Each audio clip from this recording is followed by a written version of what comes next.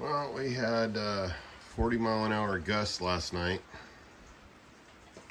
and this, yeah, somewhere between devastation and depression.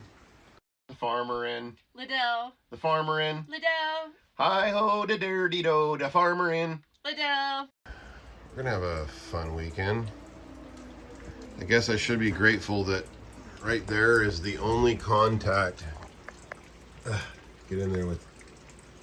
Doesn't even look like it really dented it in much, but yeah, interesting. All right, well, somehow I get to dismantle this thing and try and rebuild it. This is after we got most of it dismantled and Little Red pulled out. All right, well, if you look right along here, that's where the old header or rim joist or whatever you want to call it, I don't remember.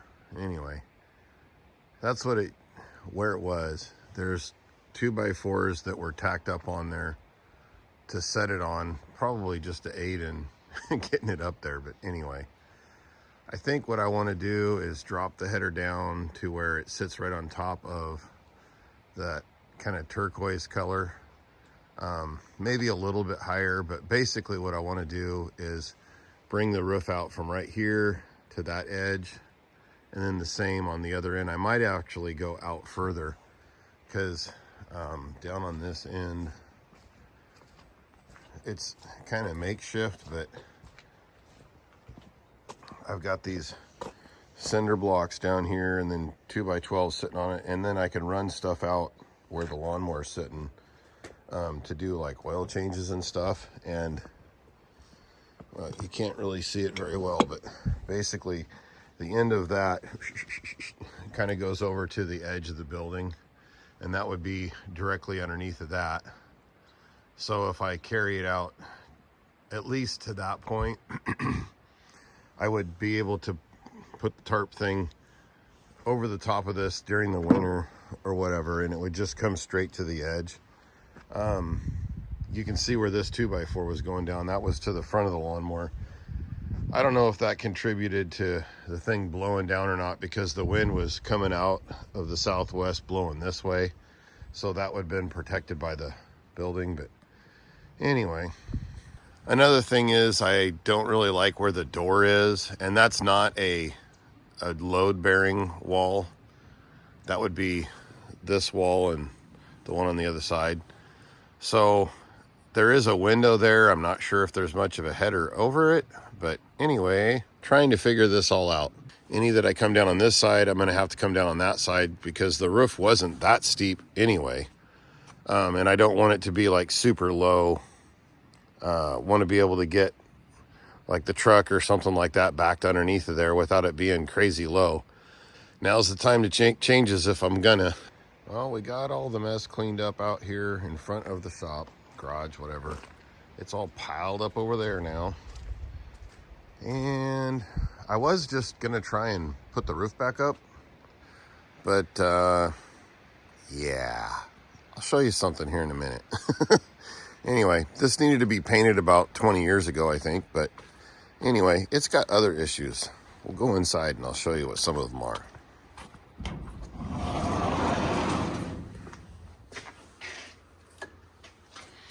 It's a mess. Yeah, I know. It's a mess. Anyway, so I got this area over here all cleared out, and I was pulling some of the nails off of this so that we can start breaking this down. Because well, let me just show you. All right, so when I started pulling some nails, because what I want to do is I want to take that door and put it on this end. Well, not that door. I want to move the door so that we can actually get something in here. But when I was pulling on the nails, watch carefully. Yeah. So hopefully I've got this framed right, but you can see that seam up there. Okay, so if you don't know what you don't know, it's not really your fault, but it's still true that if you do it wrong, you did it wrong. It looks to me like this was built as an 8-foot wall, and then another 7-foot wall, something, as it goes up to the peak and whatnot, was just built on top of it. So it's just folding in the middle. No good. We got to fix that. Otherwise, when I put the roof on, it's literally just pushing against the center of that wall, and it's going to be shoving it like this. And then you have a house of cards. Yeah. I started to say that, a cart of houses, and that's not right. Anyway, so we've got some work to do. I did a lot of cleaning up in here. Well, okay. I moved a bunch of stuff around. I need to do a bunch of cleaning up, meaning get rid of some of this crap, but that hasn't happened yet. So I moved some stuff around, and in doing that, there's no place to set up the camera, and it's not that fun to watch anyway. Definitely would not be entertaining, so I didn't bore you with it. But as we go forward, in the bits of not raining, we're going to be tearing this thing down and then putting up some vapor barrier, and I got to go get a bunch of lumber and blah, blah, blah. So I'll try and film what I can. I'm not sure how soon this video is going to come out, but we're doing what we can. It's been raining like crazy. I think we've gotten probably almost an inch of rain every day, and it ain't letting up anytime soon. Don't necessarily want to have the whole side of the shop missing, but yeah, it is what it is. So I think what I'm going to do is try and get some support to the center of the roof, about 3-4 feet in from the wall. And then because we're taking the wall out, I'm going to do it kind of in sections, but because we're taking that wall out, it's going to want to let that peak come down, because there's literally a wall at both ends and a beam in the middle. Here, I'll show you. So there's the wall that supports, and it goes all the way to the center. There is no ridge line. There is no beam across the center. It's just comes up together, and it's got plywood. And then there's this that goes all the way across. But when I say that, that's kind of a joke, because as you can see, it comes in to right there. Oh, look, it's overlapped. And then it goes down. And then way down there, it doesn't make it either. So, which, I mean, that is 25 feet. So yeah, you can't just go pick that up. But anyway, my thought is, if I go further up and then get to where it's like 20 feet, I can buy 20-foot 2x6s. They're not cheap, but anyway, I have one. So what I want to do is come from probably this one over to this side. I'll take that light down because it's crap anyway. But anyway, I want to put some support to the center so that it kind of pushes the roof up a little bit. I mean, we're not talking a lot, just a tiny bit. And then I'll put that support on there so that the roof isn't trying to come down while the wall isn't necessarily supporting it. And we'll get rid of some of this stuff that's just been hanging out forever because it's there, like this shelf that I don't use, this light that doesn't work, that light that doesn't work. Yeah, all that kind of crap. I'll set the camera up when I can, film what I can, and we'll get this video out at some point. But in the meantime, I don't know, there's always something needs to be done, so there might be something in between. Here we go, y'all. Here we go. All right, now that I got my blueprints all drawn up and all my little schedules and sketches, I can start making a materials list. As you can maybe see, it's raining, so we got to be quick with the camera, but there's some of the lumber. We got 10s, 12s, and 8s, and 14s, and 16s, and then if you come over here, underneath all this cover here, we've got, if I remember right, there's OSB on this end and siding on that end. And then we got a tarp wrapped around it, so yay! How'd do? It is a new day, new morning, whatever you want to call it. Anyway, I got the ducks and the chickens all took care of this morning. They're fed, changed the bedding in there and everything. And it, well, if you can look out there, oh yeah, it's still dark. But anyway, I haven't had a chance to do a whole lot on the garage because it's been raining and dark every time I get home from work. But let me show you what we've done since the last time I recorded. So this whole corner, we got everything tore out from here down.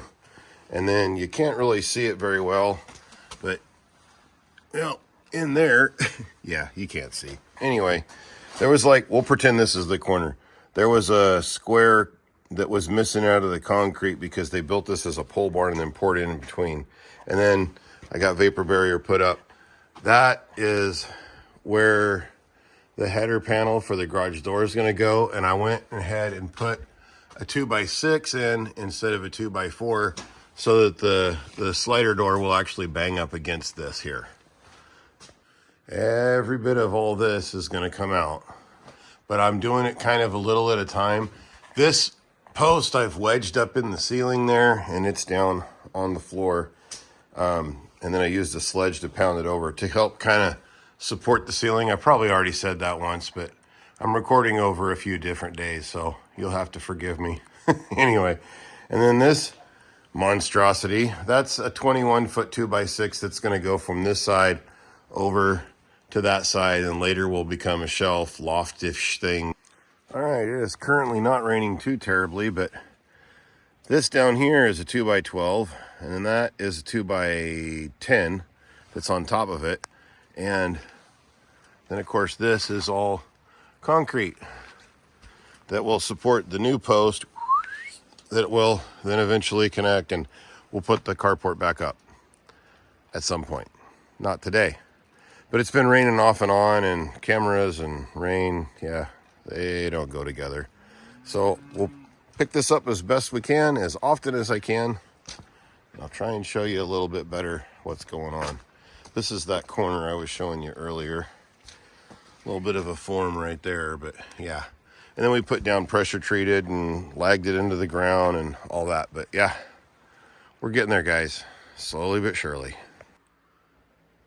Okay, I apologize for the terrible camera angle, but anyway.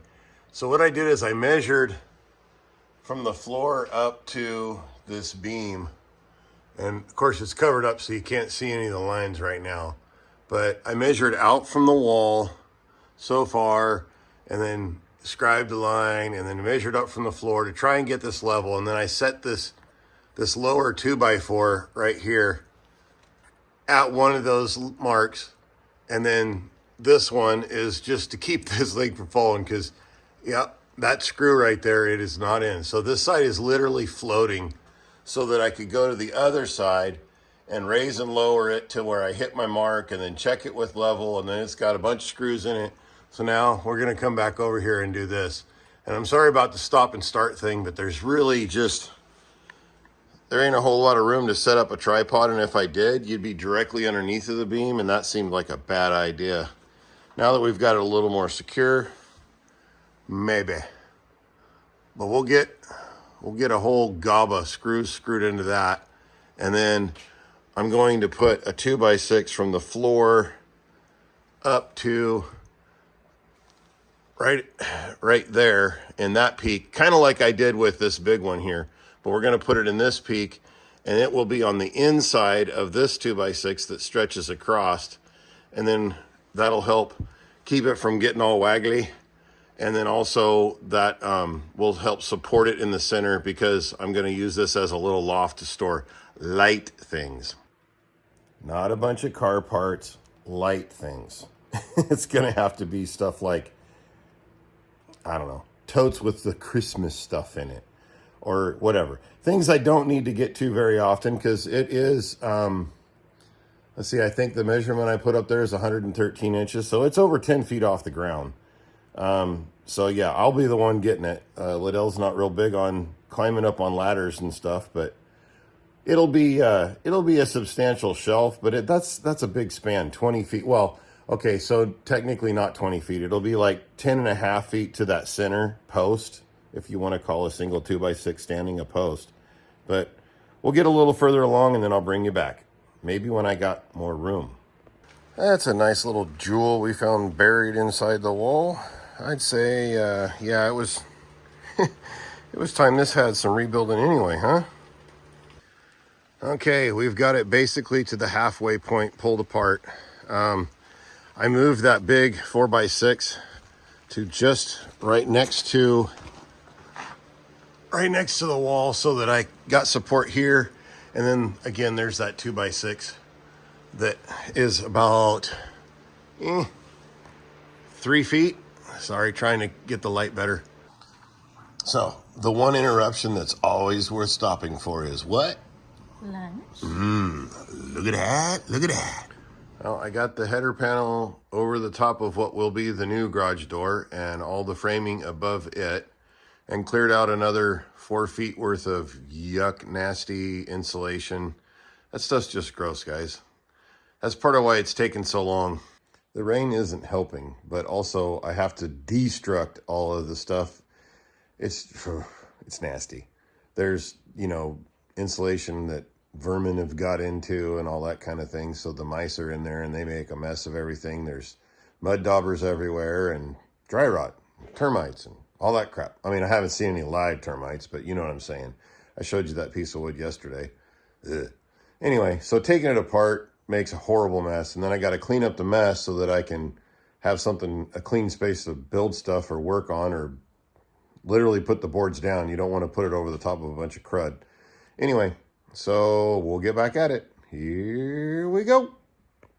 Well, there's another major change. All the old turquoise, teal, whatever the heck, ugly green siding is down. Now I get to reroute the power. Yeah, it's shut off. Here's a little pro tip for you. If you're putting in a jack stud and it's a little bit warped off, screw this to the outside and then you can pull on it to bring it over. It's a whole lot easier than just grabbing it with your hand. There you go. Well, we'll end this video right here, and if the weather cooperates, then we'll have another one that's a little less stop and go. God bless, and we'll see you soon.